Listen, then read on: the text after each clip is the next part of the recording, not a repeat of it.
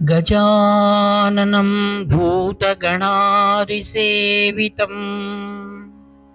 కపిత్థజంబూఫలసారభక్షితం ఉమాసుతం శోకవినాశకారణం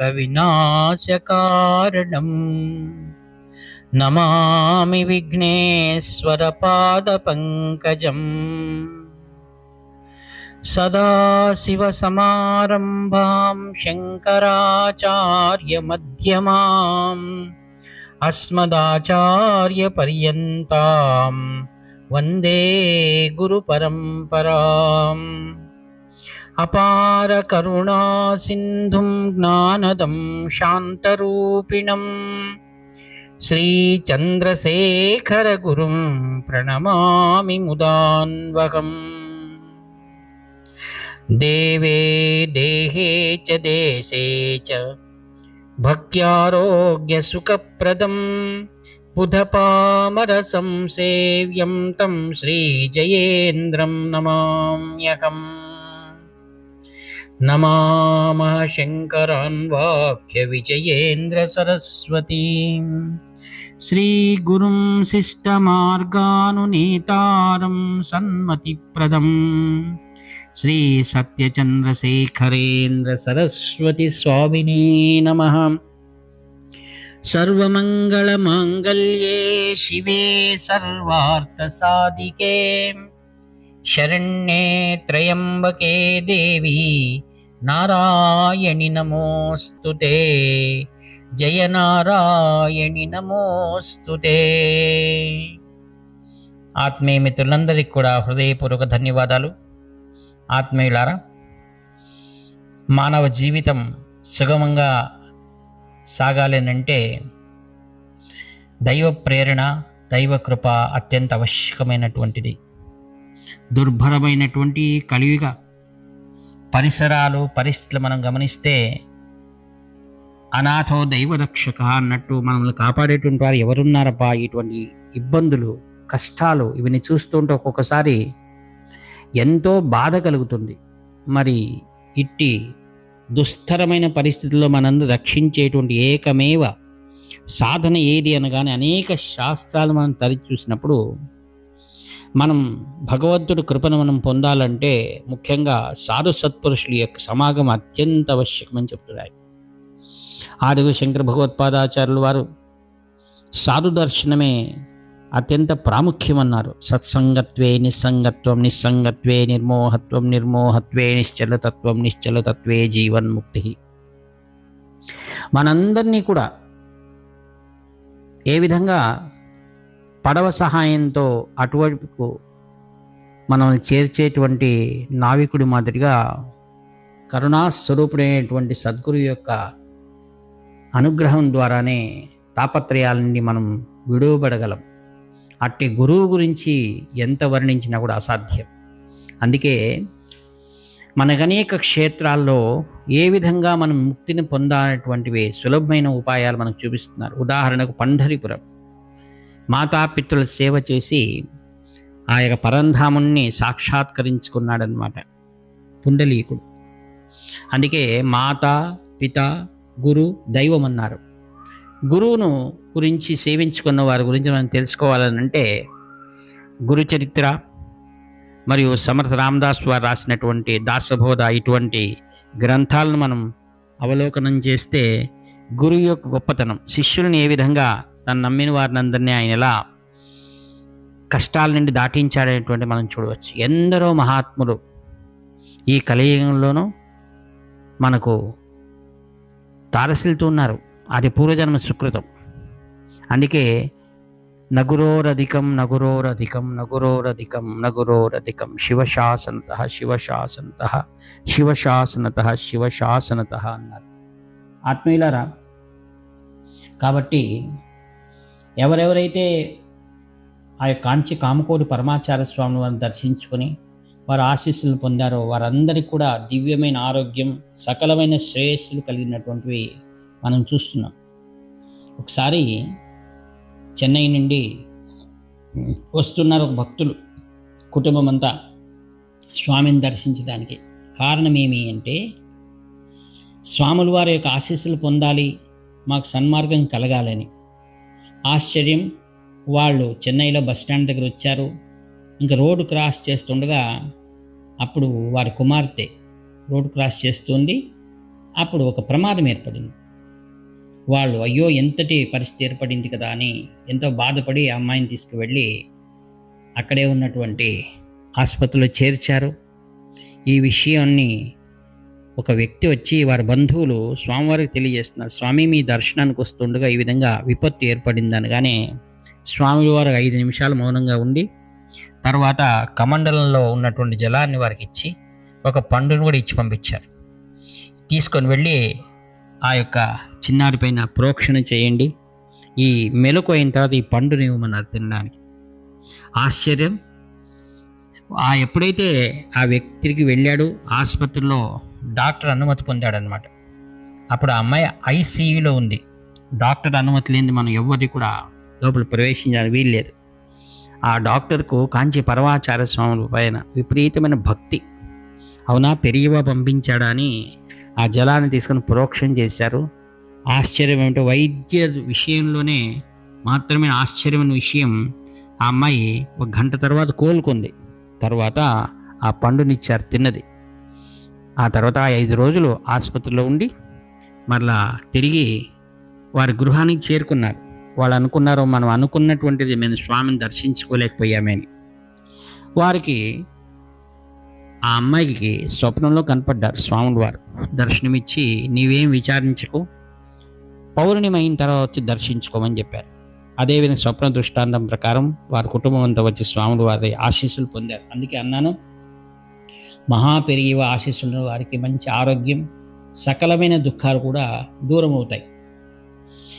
ఇట్టి కాంచి పరమాచార్య స్వాముల వారి దగ్గర ఎవరెవరైతే పరిచారకులు ఉంటారు కదా, స్వాముల వారు తీరిక వేళల్లో అనేక విషయాలు వారితో మాట్లాడేటువంటిది సందర్భం వారికి అదృష్టంగా వస్తుందన్నమాట. దాంట్లో ఒక పరిచారకుడు తన వృత్తాంతాన్ని ఈ విధంగా చెప్తున్నాడు కూర్చొని. స్వాముల వారు ఆయనతో పిచ్చాపాటి మాట్లాడుతూ అన్నాడు, స్వామి మా కోరికలు ఉన్నాయి కదా అంటే, అప్పుడు స్వాముల వారు మందహాసం చేస్తూ మాకు కోరికలు ఉన్నాయి అన్నాడు. స్వామి సన్యాసుల కోరికలు ఉంటాయా అని అడిగారు. అవును మాకు ఉన్నాయి కోరికలు. ఏంటి అవి అన్నారు స్వామి. చెప్పండి స్వామి అని చూడగానే స్వాముల వారు అన్నారు, నేను మొట్టమొదటిసారి కలవై నుండి నేను విల్లుపురం ద్వారా అటు కుంభకోణానికి వచ్చినప్పుడు పట్టణ ప్రవేశం జరిగింది. ఎంతో ముచ్చటపడి వేలాది సంఖ్యలో వచ్చారు. నాకు అప్పుడు అనిపించింది ఏముందని నన్ను చూడడానికి వీళ్ళందరూ వచ్చారు, వారికి అంతటి సంతోషం ఏం కలుగుతుంది నా వలన అని అనిపించింది. వారిలో ఉన్న భావాలు నేను ఒకసారి చూడాలని అనిపించి కోరిక ఉండింది నాకు అన్నారు. ఆ తర్వాత కొద్ది రోజులకు నేను ఇప్పుడు కాంచీపురంలో ఉన్నాను కదా, అప్పుడు తీసినటువంటివి ఏవైతే ఫోటోలు ఉన్నాయో నాకు తీసుకొచ్చి చూపించారు. అప్పుడు వాళ్ళ భక్తుల యొక్క ఆనందాన్ని ఆ యొక్క చిత్రపటాల్లో చూసి నాకు అప్పుడు అనిపించింది, వాళ్ళంతా సంతోషిస్తున్నారా అంటే కంచి కామకోటి పీఠం అంతటి గొప్ప కీర్తిని సంపాదించి పెట్టింది. మరి ఇట్టి బాధ్యతను నాకు గురువుగారు అందించారు, దాన్ని ఎంతో బాధ్యతగా నిర్వర్తించాలి కదా అనిపించింది అన్నారు. ఆ తర్వాత నాకు ఇంకో 2వ కోరిక ఒకటి ఉంది అన్నారు.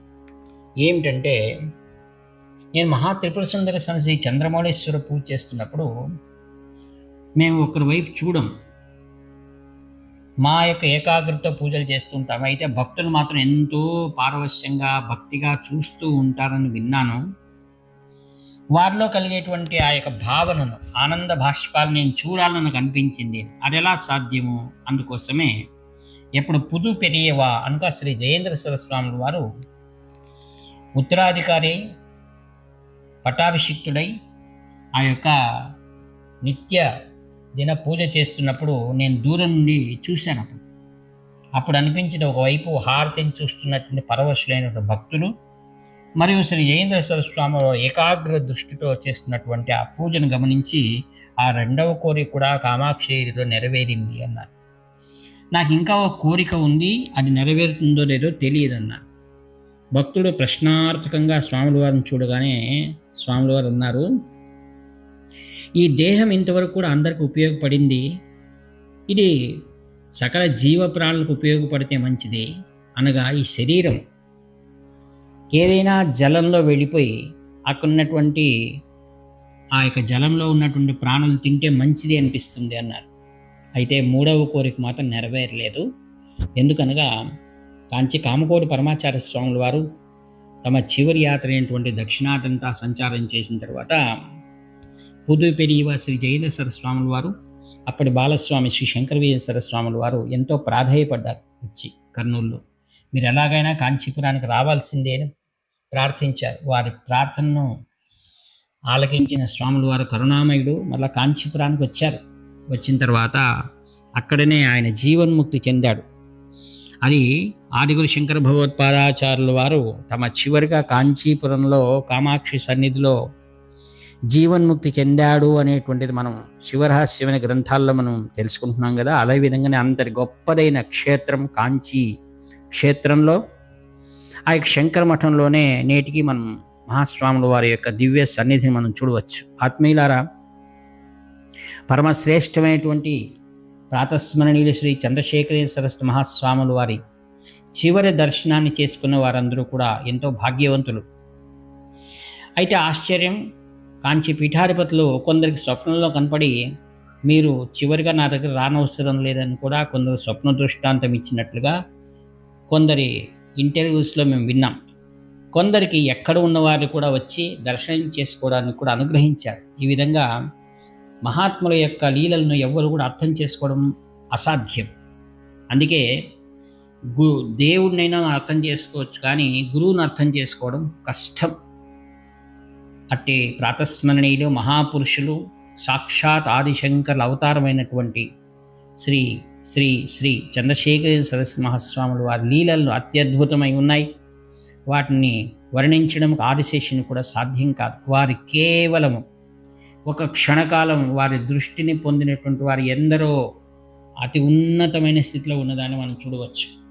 నా పూర్వజన్మ సుకృతం కాంచి పీఠాధిపతులను హంపీలో నేను దర్శించుకోవడం జరిగింది 1979లో 78లో. ఆనాటి నుంచి నేటి వరకు కూడా సమస్తమైనటువంటి మా యొక్క రక్షణంతా ఆయన కృపాదృష్టిని జరుగుతుందని, తదనంతరం కాంచి కామకోటి పీఠానికే మా జీవితాన్ని అంకితం చేసే సౌభాగ్యాన్ని ఆ మహాపురుషులు అనుగ్రహించారు. కావున ఆత్మీయులారా, ఎవరైతే మహాస్వాముల వారిని దర్శించుకోవడానికి వీలు పడలేదో అటువంటి వారు ప్రత్యక్ష స్వరూపమై ఆ యొక్క బృందావనంలో వారు ఉన్నారు. దాని బృందావనం పక్కనే శ్రీ జయేంద్ర సరస్వామి మహాస్వాముల వారి బృందావనం కూడా ఉంది.